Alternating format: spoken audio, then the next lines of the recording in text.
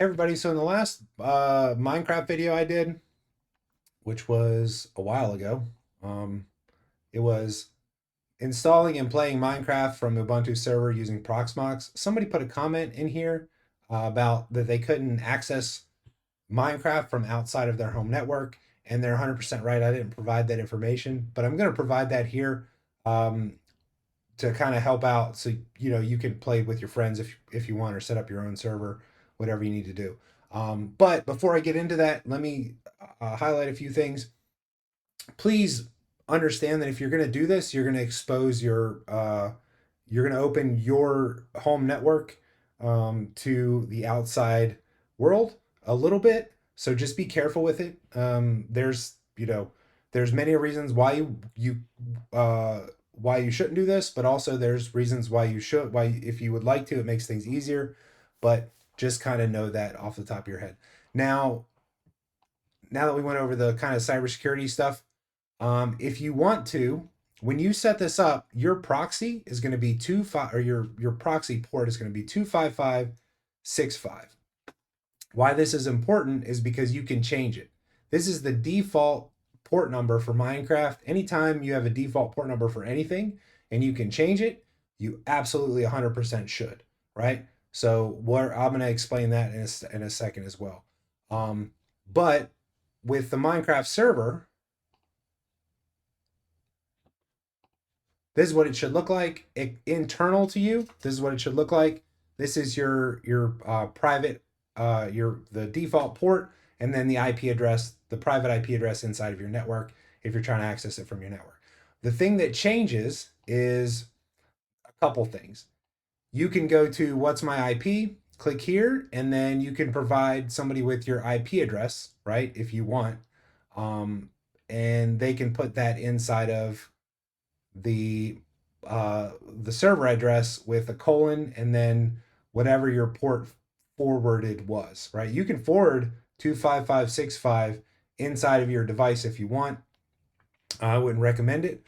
I'd recommend something a little bit more benign, something that's not really used too much. That way, nobody kind of scans for it. But with that being said, this is how I had an old Verizon router, and this is how I set mine up when I had my old Verizon router. This is the manual. The reason I'm not providing you with the information for my actual device is I don't use my Verizon router anymore. I use something else, and there's a it's too difficult to kind of mask some of the things that I don't want to share with people on my YouTube channel. So just so you know, like public IP addresses, things like that. So with port forwarding, you're going to name it, you're going to put the original port number, the protocol, and the forward to address. So original, what is it coming in? And then the forward to the address is that address, which is going to be, for me, it would be 192.168.0.141.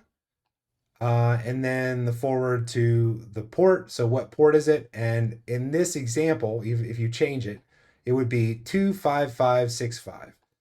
For the original port, I would put, like, I don't know, 55565, or something that's not the exact same thing, and then you just save it.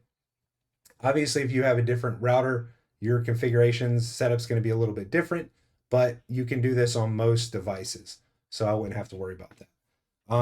Now, if you do your what's my IP address, then your IP address is going to change. Normally, your ISP is going to change your IP address. That's what happens. It just gets rotated every so often for whatever reason. If you don't want that, um, you can set up what's called Dynamic DNS. So when you set up your Dynamic DNS, you just find one of these. You go into your device, your router, whatever router you have. You jump into here. You look at what providers you can use, and you go to their website. You set up an account, and then you have a Dynamic DNS. You're going to have to put in some additional information when you set these things up. But what changes is, so if I remember, I said 55 instead of 25565, I do 5565.